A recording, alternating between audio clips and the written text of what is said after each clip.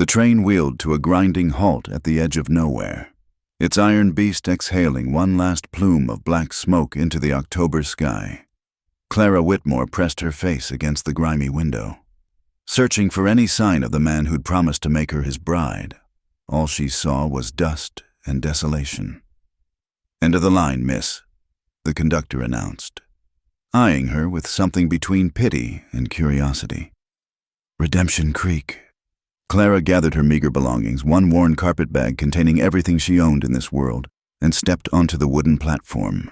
The wind hit her immediately, sharp as broken glass, carrying the scent of sage and something wild she couldn't name. She clutched Eli Randall's letter against her chest, the paper soft from countless readings during the 3-week journey from New York. "My dearest Miss Whitmore," it had begun in neat, careful script. "Though we have not met, your advertisement in the matrimonial news spoke to my heart. I am a widower of 43 years, owner of a prosperous ranch outside Redemption Creek. I seek a good woman of strong character to share my life and help tend my home. I promise you security, respect, and companionship in this vast territory. If you are willing, I will send funds for your passage west, and we shall be married upon your arrival." The platform was nearly deserted. A few rough-looking men unloaded cargo, their eyes sliding over her city dress and pale complexion with interest. Clara lifted her chin, trying to project more confidence than she felt. She'd burned every bridge back east for this chance at a new life. Her position at the textile factory was gone, her cramped boarding house room rented to another girl. There was no going back. The sun hung low on the horizon, painting the endless landscape in shades of blood and gold. Somewhere in the distance, a coyote howled. Clara shivered despite her heavy wool coat. "You the mail-order bride?" The voice came from behind her, low and rough as gravel. Clara spun around to find a man standing in the shadows between two buildings. He was tall, lean in the way of men who worked hard and ate little. But it was his face that made her breath catch.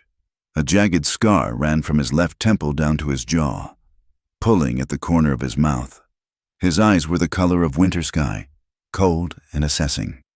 "I'm Miss Clara Whitmore," she managed, voice steadier than her hands. "I'm here to meet Mr. Eli Randall. He ain't coming."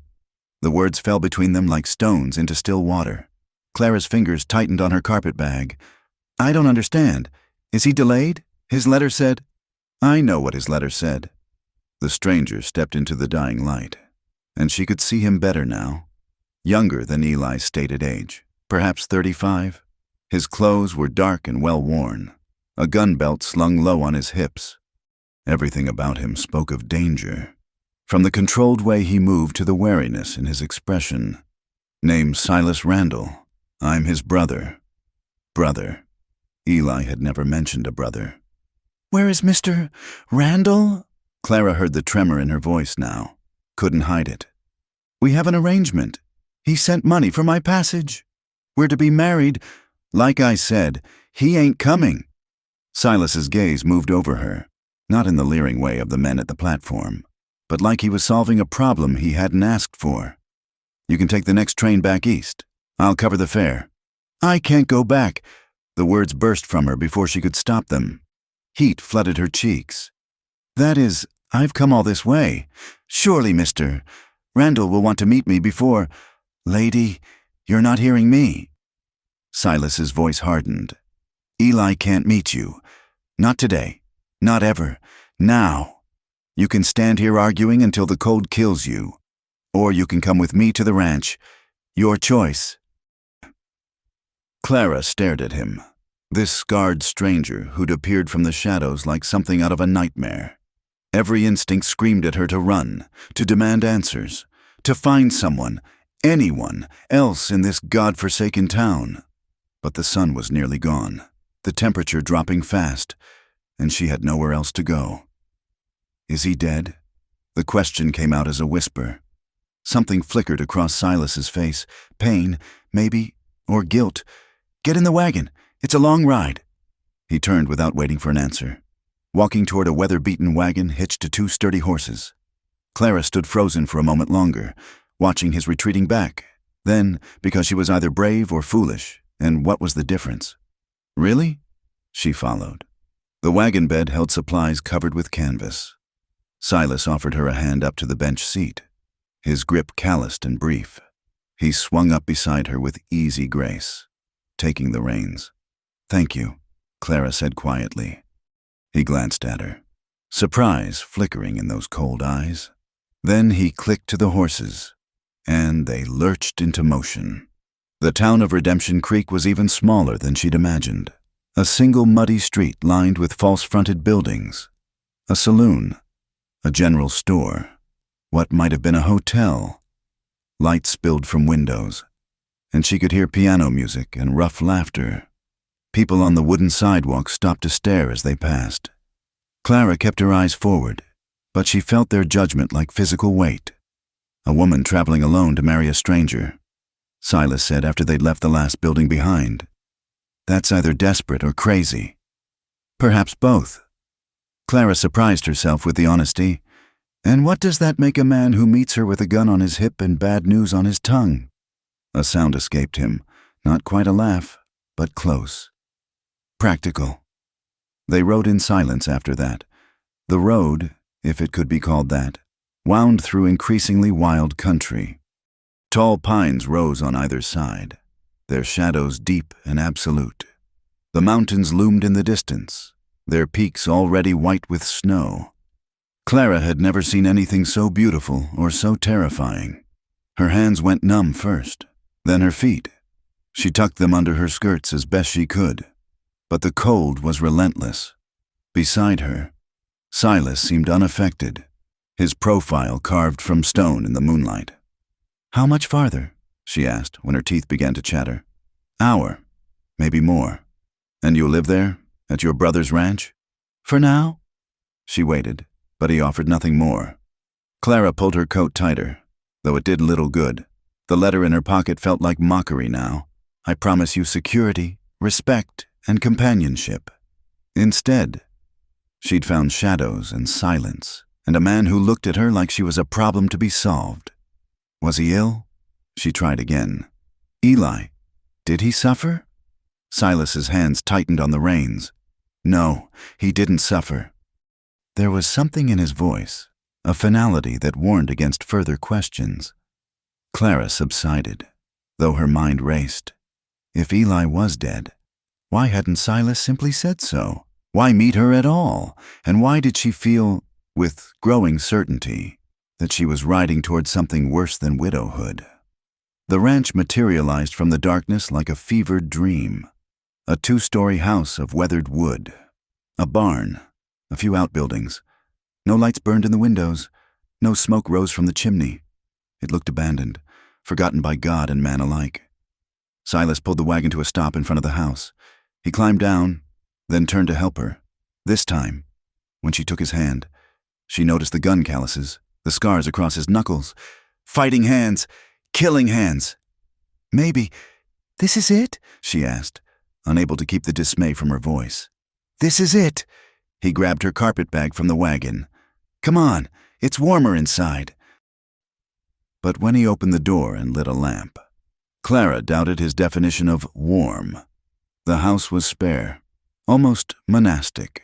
Bare wood floors, simple furniture, no curtains on the windows or pictures on the walls. It smelled of emptiness and old smoke.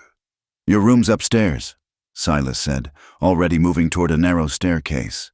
"First door on the right. There's water in the pitcher. Extra blankets in the chest." Clara followed him up, each step creaking under their weight.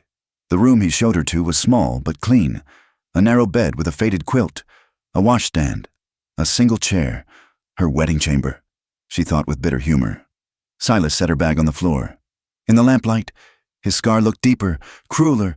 "Lock the door tonight," he said quietly. "Don't come out until morning, no matter what you hear." Fear skittered down her spine. What would I hear? He was already at the door, one hand on the frame. For a moment, she thought he might answer. Then he shook his head. "Welcome to Redemption Creek, Miss Whitmore." The door closed with a soft click, leaving Clara alone in the cold room. Outside, The wind picked up, rattling the windows like something trying to get in. Or maybe, she thought as she turned the lock with trembling fingers, like something trying to get out. Clara woke to silence so complete it pressed against her eardrums. For a moment, she couldn't remember where she was. Then the cold hit her, and memory crashed back. The train, the scarred man, the empty house that should have been her new home. Pale morning light filtered through the frost-covered window. She dressed quickly, her fingers clumsy with cold, and ventured into the hallway. The house seemed even more desolate in daylight. Dust motes danced in the weak sun, and somewhere in the walls, something scurried. She found Silas in the kitchen, standing at the stove with his back to her. Coffee bubbled in a battered pot, its bitter scent the only welcoming thing about the morning. "Mr. Randall," she began formally. "Silas." He didn't turn around. "No point in formalities out here." "Very well. Silas." The name felt strange on her tongue. "I believe I deserve some explanations. Where is your brother? When will he return?" He poured coffee into 2 tin cups, finally facing her, in daylight. She could see him more clearly, the way his dark hair fell across his forehead, the lines carved around his eyes by sun and hardship. The scar was less prominent than she'd thought, though still striking. "Eli's not coming back." He pushed 1 cup across the rough table toward her. "That's all you need to know." "That's not nearly enough." Clara wrapped her hands around the cup, grateful for its warmth. "I've traveled thousands of miles to marry a man who's apparently vanished. I have a right to know. You have a right to go back where you came from." His voice was flat, emotionless. "I told you last night I'd pay your fare. And I told you I can't go back." She met his gaze steadily. "I have nothing there. No position, no family, no prospects. Your brother's letter was my last hope." Something shifted in his expression, not quite sympathy, but a recognition maybe.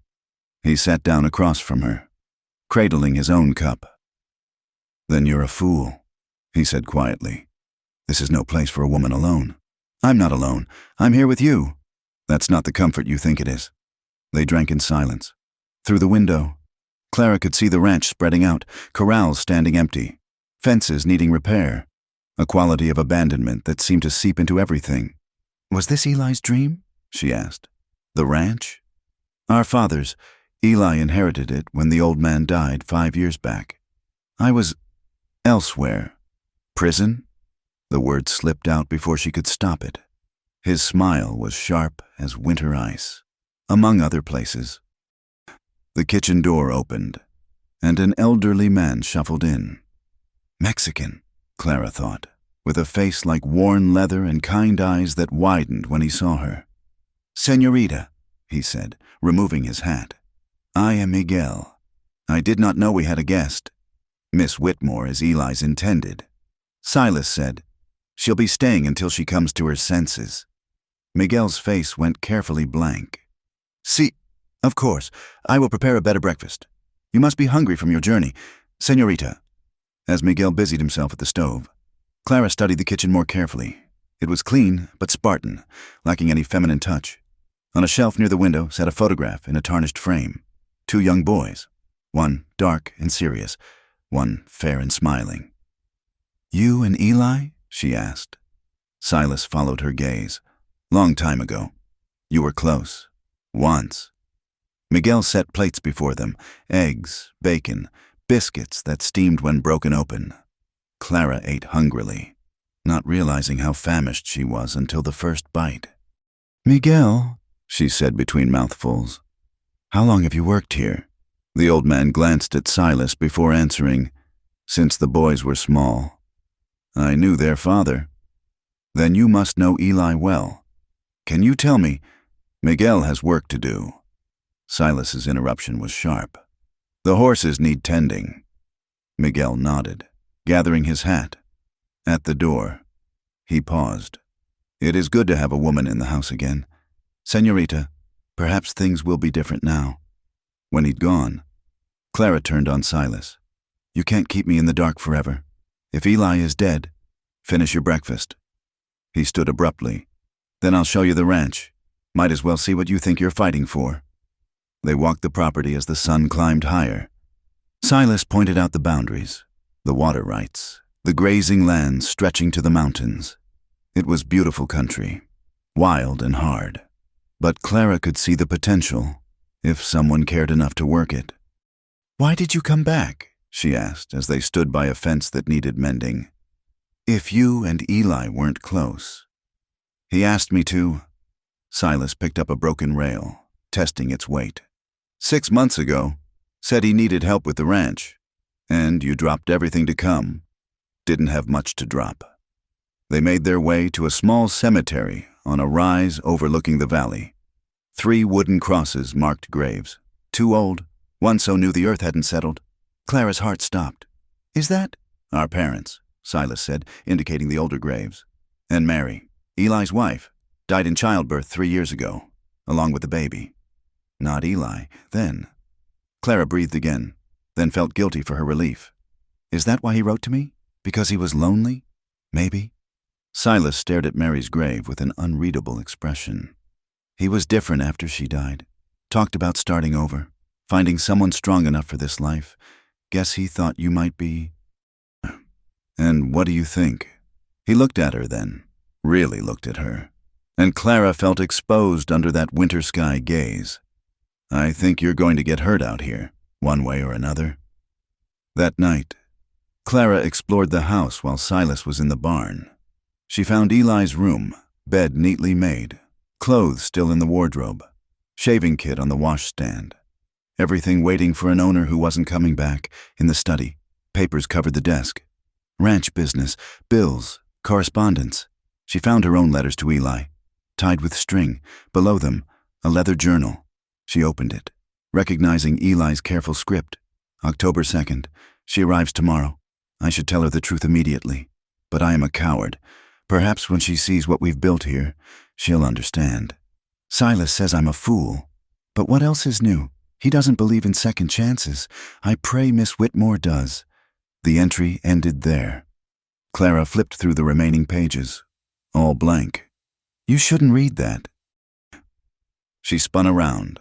Silas stood in the doorway, his expression thunderous. I have every right. You have no rights here. He crossed the room in 3 strides, taking the journal from her hands. This is still my brother's house. Then where is he? Clara's composure finally cracked. What happened on October 3rd? Why won't anyone tell me the truth? Silas set the journal carefully back on the desk. When he spoke, his voice was soft, dangerous. The truth? The truth is that my brother was a dreamer who thought he could play with fire and not get burned. The truth is that some mistakes can't be undone, no matter how many pretty letters you write or promises you make. What mistakes? What fire? Clara grabbed his arm as he turned to leave. Please, I've come so far. Don't. He looked down at her hand on his sleeve, and she saw something raw in his eyes before he shuddered it away. Just don't. That night, Clara lay awake listening to the house settle around her.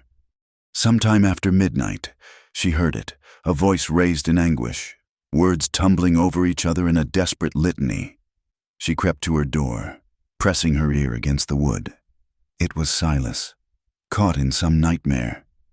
She could make out fragments. No, tried to stop. Forgive me, killed him, my fault. The words turned her blood to ice. She backed away from the door, one hand pressed to her mouth. What had she stumbled into? What had happened to Eli? In the morning, Silas looked haggard, dark circles under his eyes. He didn't mention the night terrors, and Clara didn't dare bring them up. But the words echoed in her mind. Killed him, my fault. I'm riding to town for supplies, he announced after breakfast. You'll stay here with Miguel. I could come with you. You'll stay here. His tone brooked no argument. Lock the doors. Don't let anyone in except Miguel or me. Are we in danger? He paused at the door, one hand on his gun belt. Just do as I say. Clara, please.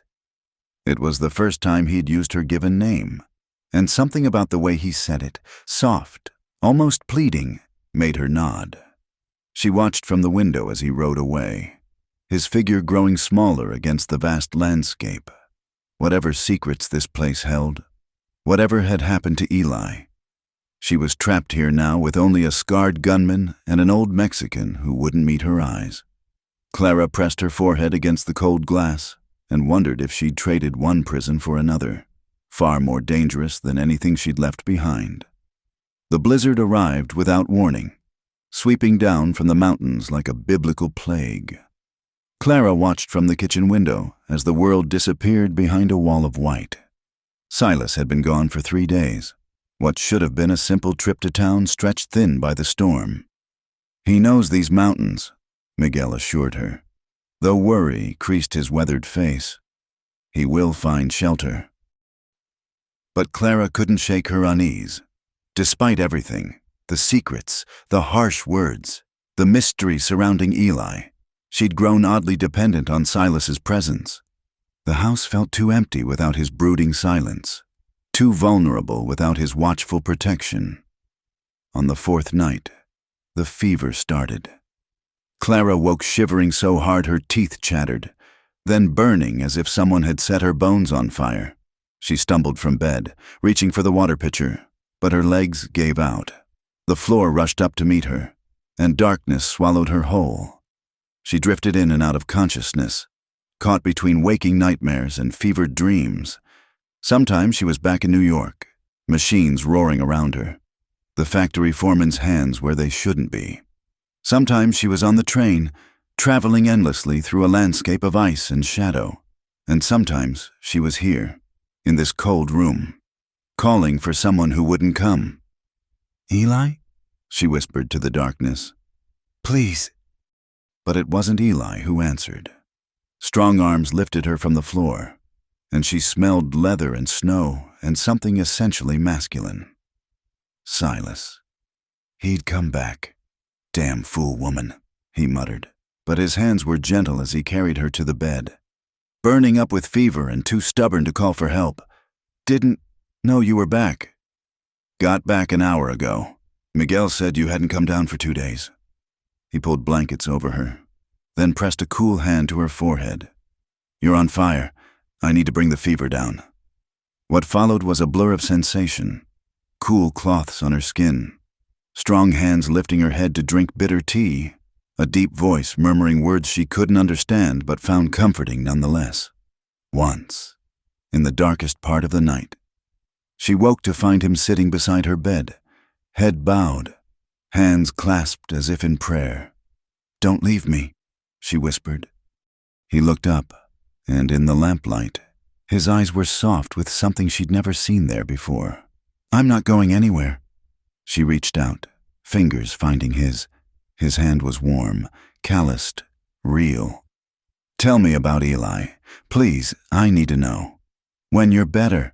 Now, please." She gripped his hand tighter. "The truth." Silas was quiet for so long she thought he wouldn't answer. Then, "Eli got mixed up with some men he shouldn't have. Borrowed money from the wrong people to keep the ranch going after Mary died. When he couldn't pay, he trailed off." "They killed him?" "No." His voice was raw. "I did." The words hung between them like a hanged man. Clara's fever-addled mind tried to make sense of it. "You killed your brother?" "Not the way you think." Silas pulled his hand free, scrubbing it over his face. "There was a confrontation. Eli tried to reason with them. They were going to torture him, make an example. I tried to stop it." "In the fight, Eli got caught in the crossfire. My bullet! My brother!" Tears ran down Clara's face, though she wasn't sure if they were for Eli, for Silas, or for herself. "It was an accident. Doesn't matter. He's still dead. Still my fault." Silas stood abruptly. "Get some rest. The fever should break soon." But he didn't leave. Through the long nights that followed, he stayed. Clara would wake to find him reading by lamplight, or dozing in the chair, or simply watching her with those winter sky eyes. He fed her broth when her hands shook too badly to hold the spoon. He helped her to the washstand when she was too weak to walk alone. He never complained, never made her feel like a burden. But she could see the toll it took on him, the exhaustion, the constant vigilance, the careful distance he tried to maintain even while caring for her most intimate needs. On the 5th day, Clara woke clear-headed for the first time, weak as a newborn kitten, but the fever had broken. Silas sat by the window, silhouetted against the pale morning light. "You look terrible," she said. He turned, and his smile transformed his face. "You look alive. That's all that matters." "How long?" 6 days since the fever started. Longest damn week of my life. He moved to sit on the edge of her bed, studying her face. "You scared me. Clara, I scared myself." She tried to sit up, and he helped her, propping pillows behind her back. "Thank you for everything. I know it couldn't have been easy." "Don't." He looked away. "Anyone would have done the same." "No," she said softly. "They wouldn't have." The room filled with silence, but not the uncomfortable kind. This was something new, fragile as spring ice. Clara could feel it shifting between them, this awareness that had been building since the moment she'd stepped off that train. "Silas," she began, but he was already standing, already rebuilding the walls between them. "Miguel's making soup. You need to eat, get your strength back." He paused at the door. "The storm's passed.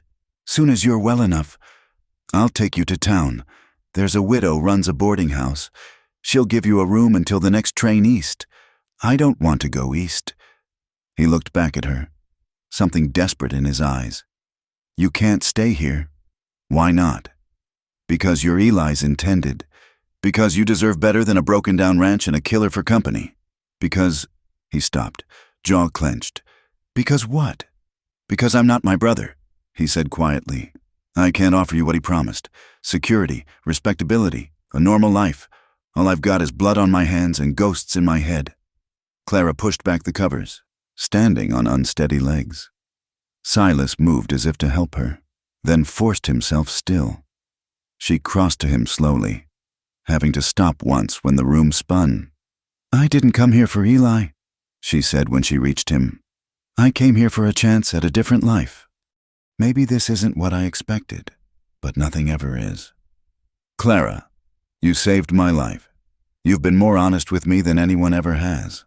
That matters." She reached up, touching the scar on his face. He flinched but didn't pull away.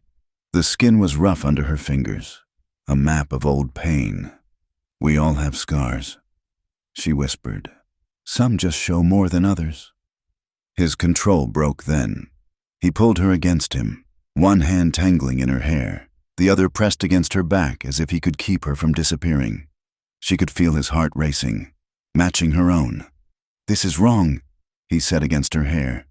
"You don't know what you're saying. The fever's gone." She pulled back enough to look up at him. "I know exactly what I'm saying." He searched her face, looking for doubt, for regret, for anything that would let him step back from this precipice. But Clara had already jumped, was already falling, and she could see the moment he decided to fall with her. The kiss was nothing like she'd imagined kisses would be. It was desperate and tender and tinged with sorrow for the ghost that stood between them. But it was also right in a way nothing in her life had ever been right before, when they broke apart, both breathing hard. Silas rested his forehead against hers. "You should go," he said, but his arms didn't loosen their hold. "Probably." She agreed, making no move to leave. They stood there, caught between should and want, between past and future. While outside, the snow began to fall again, soft as secrets, covering the world in a blanket of new beginnings. Miguel found them like that an hour later, still holding each other as if the world might end if they let go. The old man took one look, nodded as if he'd expected nothing less, and quietly closed the door. "Senor Eli always said things would work out as they should," he murmured to himself as he walked away. Perhaps he was right after all. The days that followed were an exercise in careful distance. Silas threw himself into ranch work with a single-minded determination, leaving before dawn and returning after dark. Clara understood. They'd crossed a line, and neither knew how to navigate what came next. She busied herself with household tasks, learning from Miguel how to manage the wood stove, mend clothes built for hardware, and stretch supplies through a long winter. But the nights were different. The nights were when the walls grew thin and loneliness crept in like smoke under the door. Clara couldn't sleep. She'd lie in her narrow bed, listening to the house settle, remembering the weight of Silas's arms around her. Sometimes she heard him pacing downstairs, the floorboards creaking under his restless feet. Once, she found him sitting on the porch at 3 a.m, staring at the stars with a half-empty bottle of whiskey beside him. "Can't sleep either?" she asked, wrapping her shawl tighter against the cold. He didn't look at her. "Go back to bed, Clara. I could make coffee." "I don't want coffee." His voice was rough. "I want you to stop looking at me like I'm something I'm not." "How do I look at you?" "Like I could be him. Like I could give you what he promised." He took another pull from the bottle. "I'm not Eli. I'll never be Eli. I don't want you to be." That made him look at her, his eyes glittering in the moonlight. "You don't know what you want. You're just a city girl playing at frontier life, thinking it's all romantic adventure. First hard thing that comes along. You'll run back east so fast. Like I ran when I was sick? Like I ran when you told me about Eli?" Clara felt anger spark in her chest. "I'm still here, aren't I? For now." She snatched the bottle from his hand and took a swig, the whiskey burning down her throat. "You know what I think? I think you're the one who's scared. I think you're so used to being alone. You don't know how to let anyone in. And you know me so well after, 3 weeks? I know you stayed by my bed for 6 days. I know you held me when you thought I was dying. I know you—" He stood abruptly, the chair scraping against the porch. "You know nothing." But when he tried to pass her, she caught his arm. "Then tell me.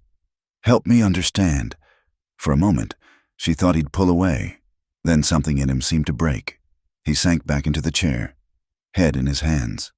"I was 15 when I killed my first man," he said quietly. "Caught him trying to force himself on a saloon girl. Didn't think, just acted. Shot him dead right there in the street. The girl was grateful, but the man's brothers came looking for revenge. Had to leave town. Leave everything. Been running ever since." Clara sat in the chair beside him. Close, but not touching. "That's not murder. That's justice. Tell that to the law. Tell that to all the men I killed after, when running turned into fighting and fighting turned into a reputation." He looked at her then, his face a map of old pain. "I've done things, Clara, terrible things, not all of them justified. But you came back when Eli needed you. And look how that turned out." His laugh was bitter. "Everything I touch turns to blood." "You touched me," she said softly. "I'm still here." The silence stretched between them, heavy with possibilities. Finally, Silas stood. "It's late. You should—" Clara stood too, and suddenly they were too close. The space between them charged like air before lightning. She could see the war in his eyes, want battling with honor, need fighting against conscience. "Clara," he said, her name a warning and a plea. "I'm not a child," she whispered. "I know what I'm asking for." "Do you?" His hand came up to cup her cheek, thumb brushing across her cheekbone. "Do you know what it means to take up with a man like me? The looks you'll get in town? The whispers. You came here to be a respectable rancher's wife, not a killer's woman. Maybe I just came here to find you." That broke him. He pulled her against him, his mouth finding hers with desperate hunger. This kiss was nothing like the gentle one they'd shared before. This was fire and need and months of loneliness pouring out between them. Clara's hands fisted in his shirt, holding on as the world spun away. When they broke apart, both breathing hard. Silas rested his forehead against hers. "Last chance," he said roughly. "Tell me to stop. Tell me to saddle your horse at first light and take you to town. Tell me—" "Take me inside," she said instead. He searched her face one last time, then swept her up in his arms. She thought he'd take her to his room, but instead he carried her to the barn, to the hayloft where blankets had been laid out like someone had been sleeping there. "Been staying out here," he admitted, setting her down gently. Couldn't be in the house, knowing you were just upstairs. Clara understood. The house belonged to ghosts. Eli. Mary. The family that should have been, but this space was theirs alone. What followed was a careful exploration. Tentative at first, then bolder as trust grew between them. Silas was gentle despite his rough edges, patient despite his hunger. He showed her pleasures she hadn't known existed, worshipped her body like she was something precious and breakable and worth protecting. Later, they lay entwined in the blankets, Clara's head on his chest, listening to his heartbeat slow. Through the loft window, she could see stars scattered like spilled salt across the sky. What happens now? She asked. His arm tightened around her. I don't know. Never been here before. In a hayloft with a woman. In a hayloft with a woman, He stopped, the words too big, too soon. But Clara understood. She pressed a kiss to the scar that crossed his chest, another story he'd tell her someday, and said, We'll figure it out. Dawn came too soon, painting the sky in shades of rose and gold. They dressed in silence, both aware that crossing back into the house meant returning to the complicated reality of their situation. As they walked back, Silas caught her hand. Clara, last night, don't! She squeezed his fingers. Don't apologize or rationalize or try to noble your way out of this. We're both adults. We both chose this. The town won't see it that way. You're supposed to be in mourning for Eli, taking up with his brother before the ground's even settled on his grave. Then we'll be careful, discreet, at least for a while. He stopped walking, turning her to face him. You're really staying, even knowing everything? Especially knowing everything. She reached up to touch his face. We all deserve a second chance. Silas, maybe this is ours. Miguel was making breakfast when they entered the kitchen, and if he noticed the hay in Clara's hair or the new softness in Silas's eyes, he said nothing, just smiled and set out 3 plates like he'd been expecting them both all along. But even as they settled into this new rhythm, careful touches when they passed, stolen kisses in the barn, long nights learning each other's bodies and hearts. Clara couldn't shake the feeling that happiness this fierce couldn't last. Somewhere out there, the past was waiting, patient as winter, ready to collect its due. For now, though, she had this. Silas's hand in hers under the table, Miguel humming while he cooked, and sunlight streaming through windows that no longer felt quite so cold. It wasn't what she'd come west to find. But maybe that was the point. The best things in life were never what you planned for. They were what found you when you were brave enough to let them in. The morning Clara left. Frost painted the windows like lace, and her breath misted in the cold air. She'd packed her carpet bag the night before, folding her few dresses with hands that trembled not from cold, but from the weight of what she was about to do. You don't have to go, Silas said from the doorway. He looked haggard, as if he hadn't slept at all. Yes, I do. Clara kept her back to him, afraid that if she saw his face, her resolve would crumble. This was wrong from the start. I came here for Eli, and instead She couldn't finish. Instead you what? He crossed to her in 2 strides, spinning her around. Instead you found something real. Instead you made me believe I could have a life beyond blood and regret. Instead I dishonored a dead man's memory. The words tasted like ash. Every moment of happiness we've stolen has been built on Eli's grave. I won't be that woman. Clara. No. She pulled away from him. I've made my decision. There's a position at the boarding house in town. Mrs. Hutchins needs help with cooking and cleaning. It's honest work, and it's far enough that I won't be tempted. Tempted. His laugh was bitter. Is that what you call it? What would you have me call it? She finally met his eyes, and the pain there nearly undid her. Love? How can we call it love when it's tangled up with so much death and deception? Because that's what it is, he said simply.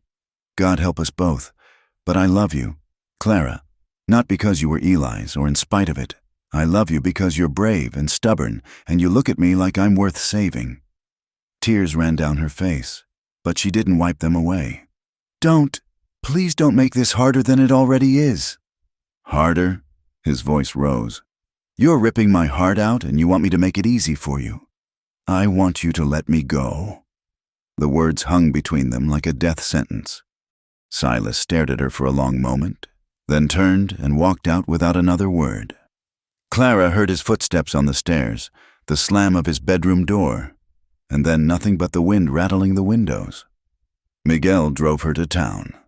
The old man said little, but his disapproval radiated from every line of his weathered face. As they pulled up outside Mrs. Hutchins's boarding house, he finally spoke. "You are making a mistake, señorita." "Perhaps." Clara climbed down from the wagon. "But it's my mistake to make—" Mrs. Hutchins was a severe woman in her 60s, widow of the town's former bank manager.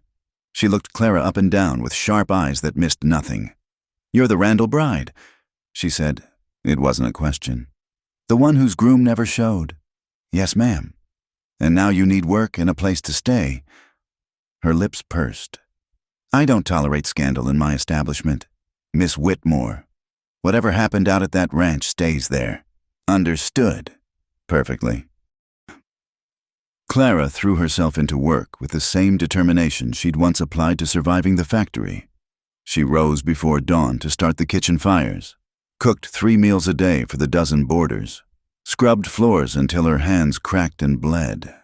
At night, she fell into her narrow cot too exhausted to dream, which was a mercy. Dreams meant remembering. The town's gossip followed her like smoke. Whispers trailed in her wake at the general store. Women pulled their skirts aside when she passed on the boardwalk. Even the saloon girls looked at her with pity, which somehow cut deeper than scorn. "Don't pay them no mind," said Ruth, one of the younger boarders who worked as a seamstress. "Small towns feed on scandal like hogs on slop. They'll find something new to chatter about soon enough." But weeks passed, and the whispers only grew louder, especially after someone saw Silas in town, drunk and starting fights at the saloon. Word was he'd laid out 3 men who'd made comments about his brother's whore. Clara heard about it from Mrs. Hutchins, who threatened to let her go if any more violence occurred on her account. That night, Clara lay awake wondering if she'd made things worse by leaving, at least at the ranch.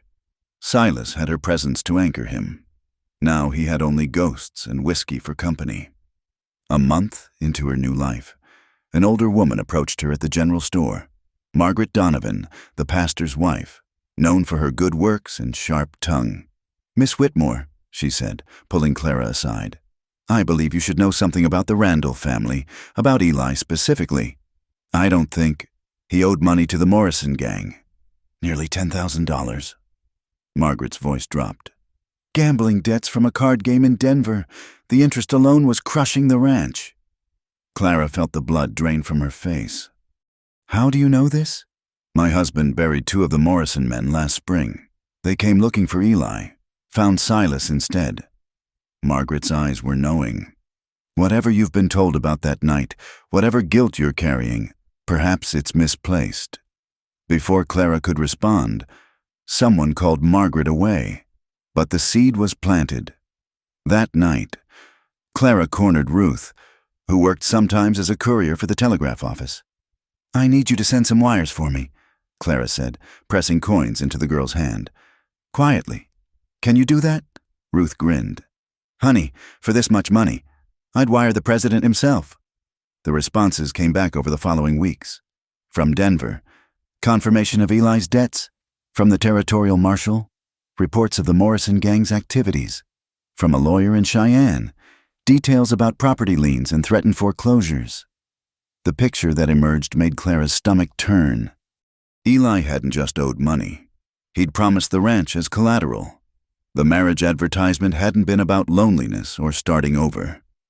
He'd needed her modest dowry, had planned to use it to buy time with his creditors. "Son of a bitch was going to sell you a lie," Ruth said when Clara shared what she'd learned. "Marry you, take your money, and probably disappear one night. leaving you with nothing but debt and shame. That night, Clara walked to the edge of town and stared out at the mountains hiding the Randall Ranch. Silas had killed his brother by accident, trying to save him from torture, but maybe he'd also saved her from a different kind of torture, a slow bleeding out of hope and trust and love. She was still standing there when hoofbeats approached.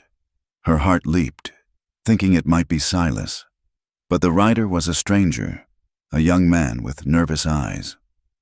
"Miss Whitmore, I got a message for you, from the ranch." Clara's hands shook as she took the folded paper. Inside, Miguel's careful script.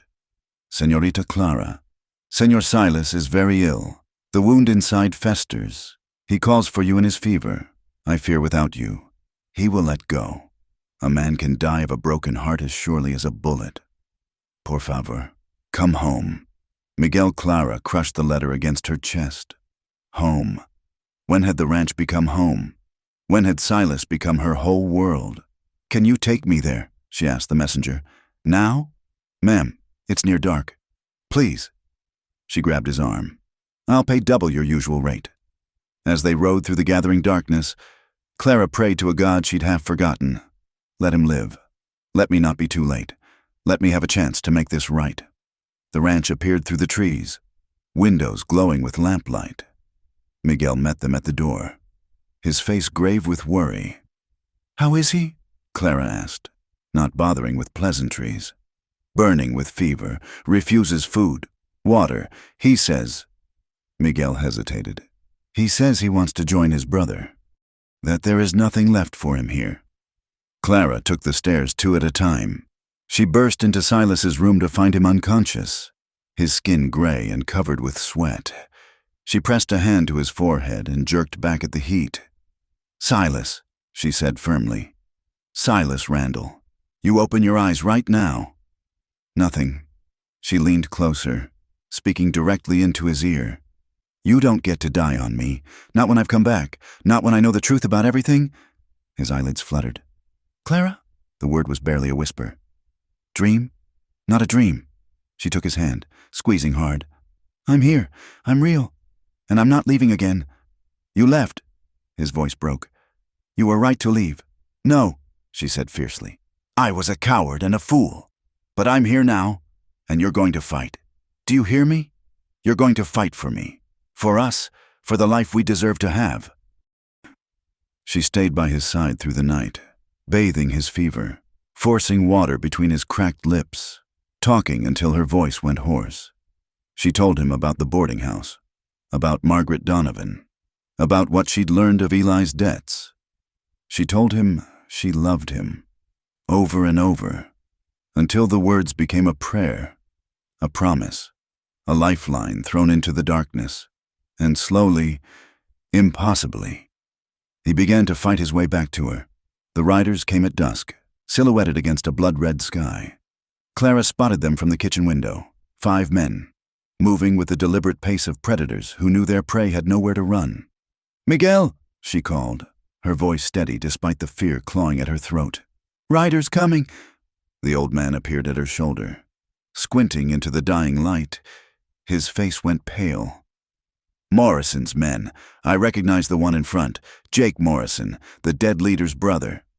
Silas was in the barn, still weak from his fever but insisting on checking the horses. Clara's mind raced. They were outnumbered, outgunned, and Silas was in no condition to fight. "Take the rifle," Miguel said, already moving toward the gun cabinet. "I'll get Señor Silas." "No." Clara grabbed his arm. "They'll shoot him the moment he shows himself. Get to the root cellar, both of you. Señorita, go!" She pushed him toward the back door. "Tell Silas I'm handling this. Tell him to stay hidden no matter what he hears." Miguel hesitated, torn between obedience and protection. Clara loaded the rifle with hands that barely trembled. Silas had taught her to shoot during her first weeks at the ranch, though she'd never imagined using the skill like this. The riders stopped in the yard, spreading out in a practiced half-circle. Jake Morrison dismounted, a lean man with dead eyes and a face carved from granite. "Evening, ma'am," he called, touching his hat with mock courtesy. We're looking for Silas Randall. Got business to discuss. Clara stepped onto the porch, rifle held loosely but ready. Mr. Randall isn't here. You'll have to come back another time. Morrison smiled, cold as winter frost. Now, that's funny. His horse is in the barn, smoke's coming from the chimney, and you're here cooking supper for someone. Try again. I said he's not here. Clara raised the rifle slightly. And you're not welcome on this property. I'll ask you to leave. You must be the brother's woman, the mail-order bride. Morrison's eyes traveled over her with insulting slowness.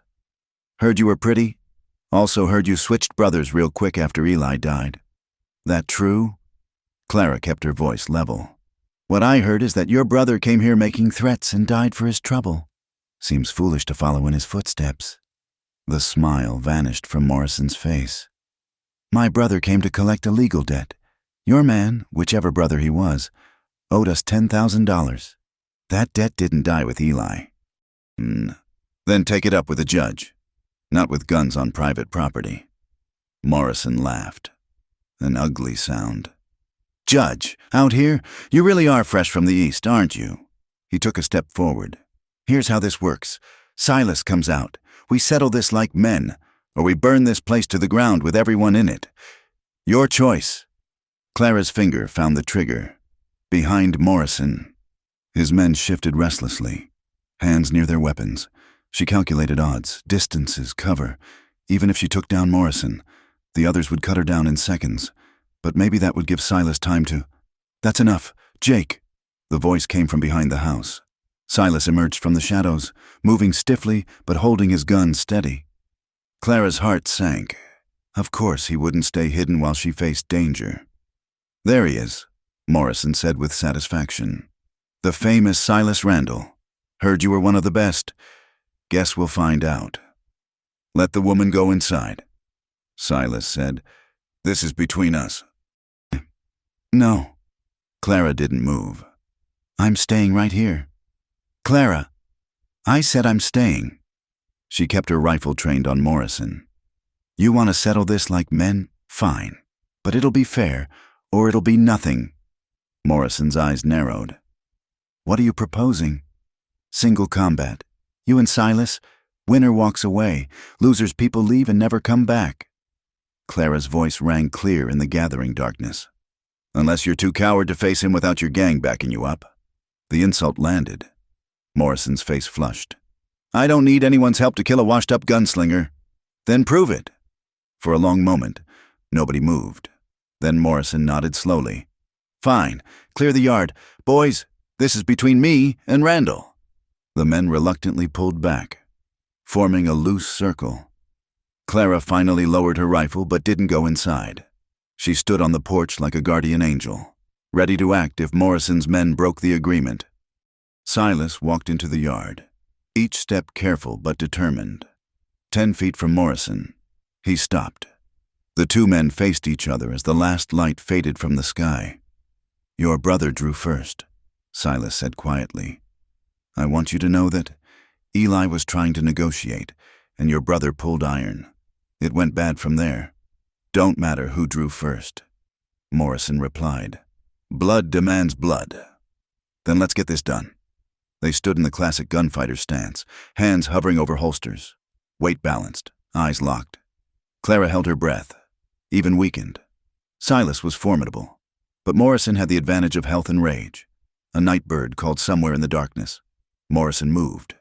His hand flashed toward his gun, fast as lightning, but Silas was faster. 2 shots cracked almost as one. Morrison's bullet whined past Silas's ear. Silas's bullet took Morrison's center chest. The outlaw leader looked down at the spreading red stain with something like surprise. He took 1 step backward, then another. His gun fell from nerveless fingers. Damn, he whispered, and collapsed. Morrison's men surged forward, and Clara raised her rifle. We had a deal. The nearest man, a scarred veteran with gray in his beard, held up a hand. Easy, ma'am. Jake's dead. That ends it. He looked at Silas with something like respect. You're still fast. Randall, even half dead on your feet. Take him and go, Silas said, his voice tight with exhaustion. Tell anyone else who thinks they have business here. The debt died with the Morrisons. Anyone comes looking for more blood, they'll find it. The men loaded Morrison's body onto his horse in silence. As they prepared to leave, the gray-bearded man turned back. For what it's worth, he said. Jake was wrong about this. The original debt was dirty. Eli was cheated in that card game. Everyone knew it, but Jake didn't care. You did what you had to do, both times. They rode away into the darkness, and suddenly Clara's legs wouldn't hold her. She sank onto the porch steps, rifle clattering beside her. Silas limped over and collapsed next to her. You magnificent, foolish woman, he said, pulling her against him. Facing down 5 gunmen with a rifle and pure nerve. You're one to talk. She touched his face, assuring herself he was real and whole. I told you to stay hidden, and let you face them alone, not in this lifetime or the next. Miguel emerged from wherever he'd been watching, his weathered face split by a rare grin. Perhaps now the ghosts can rest. No? Clara looked up at the stars beginning to appear in the vast Montana sky. Somewhere out there, Eli's spirit wandered. She hoped he could find peace now that his debts were paid in blood and courage. I need to tell you something, she said to Silas. About Eli's debts, about why he really brought me here. I know. His arm tightened around her. Miguel told me while I was recovering. Eli was going to use your dowry to buy time, maybe skip town after. He was quiet for a moment. I'm sorry you were caught up in our family's mess. I'm not. Clara turned to face him fully. If Eli had been honest, if he'd met that train, I'd be trapped in a loveless marriage built on lies. Instead, I found you. You found a killer with too much past and not enough future. I found a man who'd die to protect me, who taught me to shoot and to ride and to be stronger than I ever thought possible. She took his face between her hands. I found the man I want to spend my life with, if he'll have me. Silas searched her eyes in the dim light. After everything, the blood, the ghosts, the men who might still come calling. After everything, Clara confirmed. Because of everything, we've been tested by fire. Silas, we survived. That has to count for something. He kissed her then, there on the porch with Miguel tactfully disappearing inside. It was a kiss full of promise and relief, and the fierce joy of being alive against all odds. When they finally pulled apart, Silas stood and offered her his hand. Come inside. Clara, let's start living.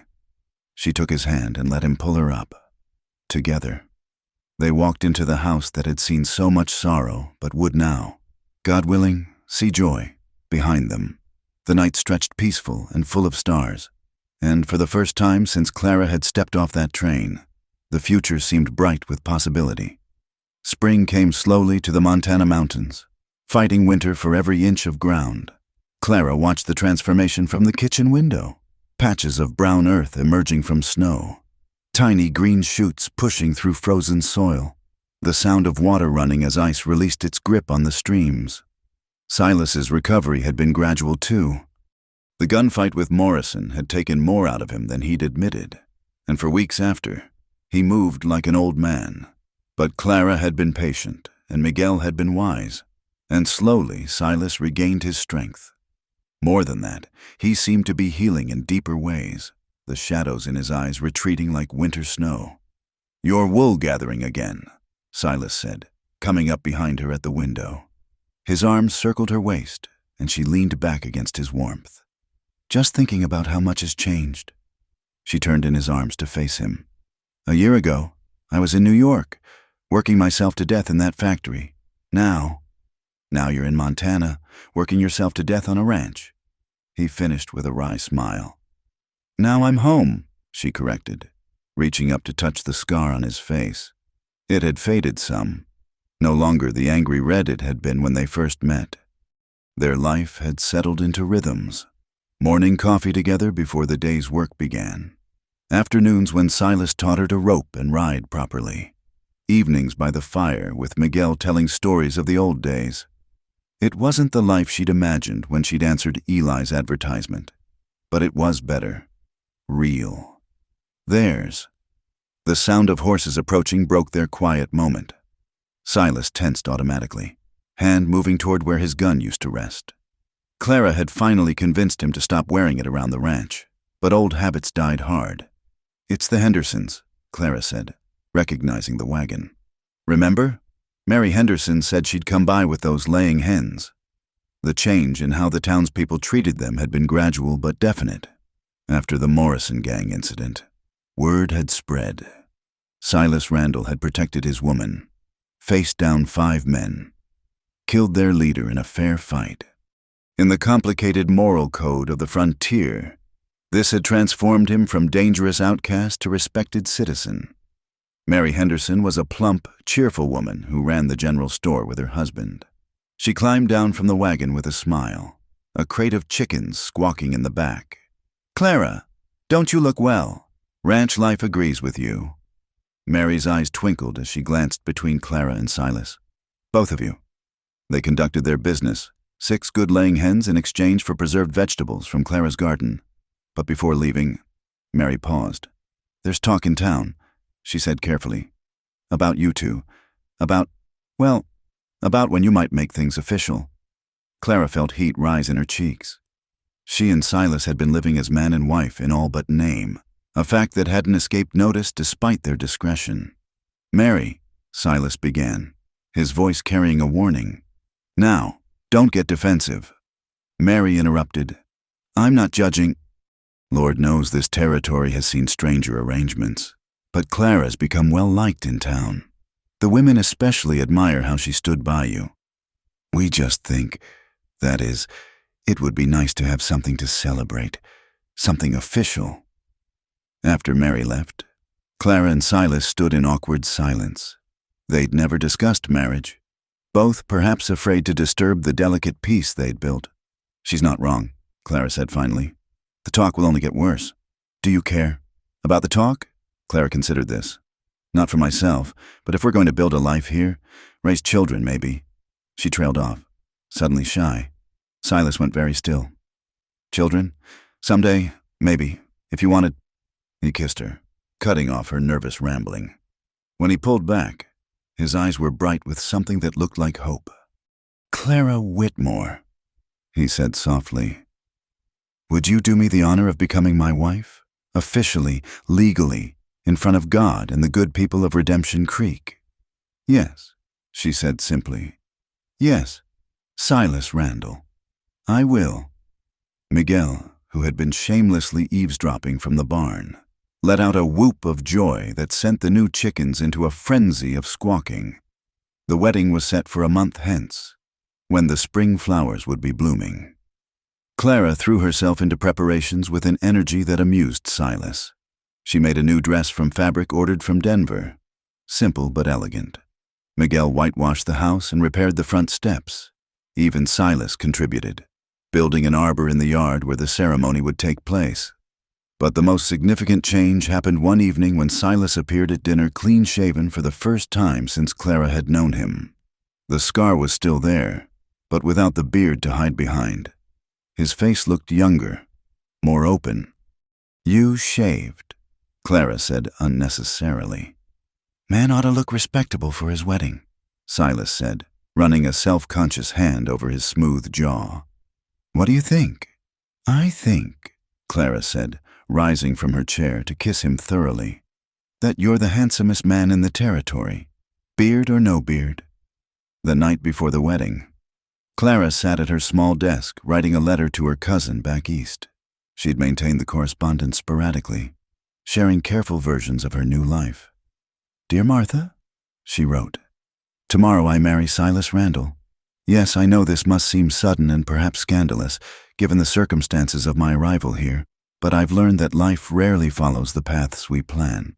Silas is not the man I expected to marry, but he is the man I choose with my whole heart. He has shown me strength and tenderness in equal measure. We have weathered storms together that would have broken weaker bonds. The West is hard, harder than I imagined. But it's also beautiful in ways I cannot adequately describe. There's a freedom here, a chance to become who you truly are rather than who society expects you to be. I've found my place, my purpose, my person. I think of you often and hope this letter finds you well. Perhaps someday you'll visit and see for yourself the life I've built. Until then, know that I am happy, truly, deeply happy, in ways I never was in New York. Your loving cousin, Clara. She sealed the letter and set it aside for posting. Tomorrow, Miguel would drive it to town along with the wedding announcement for the local paper. Clara Whitmore would cease to exist, and Clara Randall would take her place. A soft knock at her door interrupted her thoughts. Silas entered, looking uncertain. "Tradition says I shouldn't see you tonight," he said. "Bad luck or some such." "Since when have we followed tradition?" Clara asked, making room for him on the small bench. They sat together, looking out at the moon-silvered landscape. Tomorrow, friends and neighbors would gather. Reverend Patterson would say the words. Mary Henderson would cry. Miguel would play his guitar. It would be official, legal, respectable. But tonight, in the quiet of the room where Clara had spent her first terrified night in Montana, they were simply two people who had found each other against all odds. "No regrets?" Silas asked softly. "No regrets," Clara confirmed. "You? Only that Eli isn't here to see it." His voice carried old sorrow. "He would have been happy, I think, to see us together, to know the ranch was in good hands. He is here," Clara said, taking Silas's scarred hand in hers. "In the land he loved, the dream he started. We're not replacing him, Silas. We're continuing what he began." Silas brought her hand to his lips. "How did I get so lucky? To have you walk into my life when I'd given up on anything good." "Not luck," Clara said. "Fate, destiny. Or maybe just two lonely people brave enough to take a chance on each other." They sat in comfortable silence as the night deepened around them. Tomorrow would bring vows and witnesses, cake and congratulations. But here, now, in the quiet truth of their shared solitude, they were already married in all the ways that mattered. When Silas finally rose to leave, tradition be damned. He'd spend this last night in his own room. He paused at the door. "I love you, Clara Whitmore," he said. "Thank you for saving me." "I love you too, Silas Randall," she replied. "Thank you for letting me." The door closed softly, and Clara prepared for bed with a heart so full it ached. Tomorrow, she would walk down an aisle of wildflowers to meet the man who had been waiting in the shadows all along. Tomorrow, their real life would begin. But tonight, she fell asleep smiling, dreaming of spring flowers and scarred hands, and a love strong enough to overcome any shadow. The wedding dawned clear and bright, with the kind of crystalline Montana sky that made the mountains look close enough to touch. Clara stood before the mirror in her room, adjusting the simple crown of wildflowers Mary Henderson had woven for her. Her dress was cream-colored muslin, nothing fancy by Eastern standards, but it fit her new life perfectly. "You look beautiful, mija," Miguel said from the doorway, his eyes suspiciously bright. Over the months, he'd become like a father to her, filling a role she hadn't realized she'd needed. "Thank you, Miguel." She took his offered arm. "For everything, for bringing me back when I was foolish enough to leave, for taking care of us both. It is I who should thank you, Señorita. You brought life back to this house, and to Señor Silas." He patted her hand. "Now come, your groom is waiting, and he looks ready to fight anyone who delays this wedding another minute." The yard had been transformed. The arbor Silas built was wound with spring roses and sage. Rough benches had been arranged for the guests, more than Clara had expected. It seemed half the town had come to witness the marriage of the mail-order bride who'd tamed Silas Randall. But Clara had eyes only for Silas.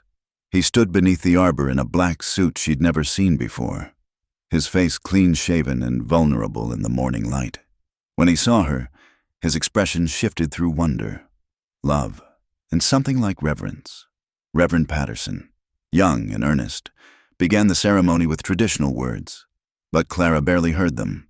She was lost in Silas's eyes, in the miracle of standing here with him after everything they'd survived. "The couple has chosen to speak their own vows," the Reverend announced.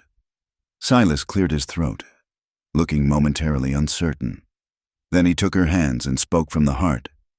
"Clara, when you stepped off that train, I thought you were just another problem to solve. Another reminder of all the ways I'd failed my brother. But you saw something in me I'd forgotten was there. You stayed when you should have run. You fought beside me when you could have been safe. You brought light into places I thought would stay dark forever. His voice roughened. I promised to protect you, provide for you, and love you until my last breath. I promise to be the man you believe I can be, even when I doubt it myself. And I promise that every day for the rest of our lives. I'll thank God you came looking for one brother and found another. Clara was crying openly now, not caring who saw, when she found her voice. It was steady and sure. Silas, I came here seeking security and respectability. What I found was so much more. You taught me to be strong, to shoot straight, to ride free.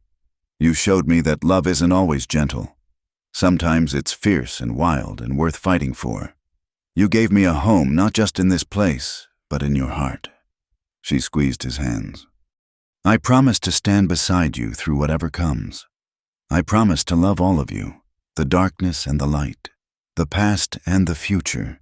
And I promise that no matter how many storms we weather, I'll always choose you. I'll always choose us. The rings, Reverend Patterson prompted. They exchanged simple gold bands, purchased with the first profit from their joint cattle sale. As Silas slipped the ring onto her finger, Clara remembered another piece of jewelry, Eli's engagement ring, which she'd quietly returned to his grave months ago. That had been a promise to a stranger. This was a vow to her heart's other half. I now pronounce you husband and wife. The Reverend declared, you may kiss your bride.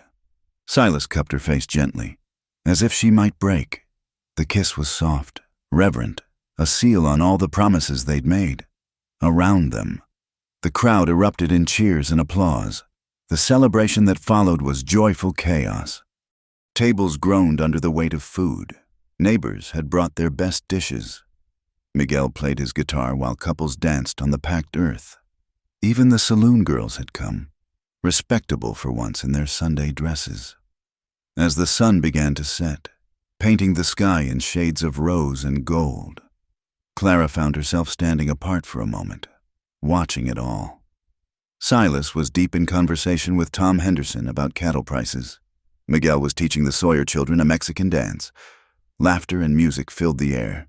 It's like a dream, she murmured. No dream, Silas said, appearing at her side. He'd shed his jacket, and his shirt sleeves were rolled up, making him look younger, happier. Just life, Mrs. Randall, our life. Mrs. Randall. The name sent a thrill through her, as if reading her mind. Mary Henderson approached with a knowing smile. How does it feel to finally be official? Like coming home, Clara answered honestly. Like everything that came before was just preparing me for this. The party continued late into the night, but eventually the guests departed, leaving gifts and good wishes in their wake. Miguel tactfully retired to his quarters, and Clara and Silas were left alone on the porch, watching stars emerge in the vast sky. Do you remember? Clara said. That first night, when you told me to lock my door and not come out no matter what I heard? I remember. Silas pulled her closer. I was trying to protect you from me, from what I thought I was. And now I know better. You don't need protection from me. You need me beside you. And I need you to keep me human. He pressed a kiss to her hair. We protect each other. They sat in comfortable silence. The night sounds of the ranch surrounding them, horses nickering, owls calling, the distant howl of coyotes. It was a wild symphony, but no longer frightening. This was their kingdom, hard-won and deeply loved. What are you thinking? Silas asked. Clara smiled. I'm thinking about something Mrs. Henderson said, about children, about the future. And I'm thinking this ranch needs more than just the two of us and Miguel. It needs laughter and little feet and someone to carry on what we've built. Silas was quiet for a long moment. I never thought I'd be a father. Never thought I deserved that chance. You deserve every happiness, Clara said firmly. We both do. We've earned it. He turned her to face him, searching her eyes in the moonlight. "You really want to raise children out here? It's hard enough for grown folks." "Our children will be strong," Clara said with certainty. "They'll learn to ride before they can properly walk. They'll know the value of hard work and the beauty of wild places. They'll grow up knowing they were wanted, fought for, loved beyond measure." "Our children," Silas repeated, wonder in his voice. "Clara Randall, you never cease to amaze me." "Good," she said, standing and pulling him up with her. "I'd hate to become predictable after just one day of marriage." They walked hand in hand into their house, truly theirs now, no longer haunted by what might have been. In the parlor, wedding gifts waited to be opened. On the kitchen table, the remains of their wedding cake sat under a clean cloth. Everything spoke of new beginnings, of life moving forward. As they climbed the stairs to their bedroom, the room that had been Eli's, now thoroughly transformed, Clara paused at the landing. Through the window, she could see the small cemetery on the hill, crosses dark against the star-filled sky. "Thank you, Eli," she whispered, "for bringing me here, for bringing me to him." Silas heard her, understood. His arm came around her waist. He'd be happy for us, despite everything. He was always a romantic at heart. They continued up the stairs, toward their future, behind them. The house settled into peaceful quiet. Ahead lay all the promises of tomorrow: children to raise, land to tend, a community to be part of. There would be hard times. Clara knew: drought and winter, sickness and sorrow. But there would also be joy, laughter, love that grew stronger with each passing season. As Silas closed their bedroom door, Clara caught sight of herself in the mirror, no longer the frightened girl who'd stepped off the train into an uncertain future. She was Clara Randall now, rancher's wife, crackshot, woman of the frontier. She'd come seeking one destiny and found another entirely. "What are you smiling about?" Silas asked, coming up behind her. "Just thinking," she said, turning in his arms. "I came here to marry Eli, but you were the destiny I never expected." He kissed her then, deep and sure, and Clara knew that whatever tomorrow brought, they would face it together. The mail-order bride had found her home at last, not in the man she'd expected, but in the one who'd been waiting in the shadows all along, needing her light as much as she'd needed his strength. And in the Montana night, under stars that had witnessed so much sorrow and now bore witness to joy, their new life truly began. Thank you so much for listening to this Wild West love story. I'd love to know where you're tuning in from. Drop a comment below and let's connect over our shared love of frontier romance. If you enjoyed Clara and Silas's journey, please subscribe to Wild West Campfire for more tales of courage, passion, and redemption in the American frontier. Share your thoughts about their story. Did you see that twist coming? What was your favorite moment? Until next time, partners, keep riding toward your own sunset.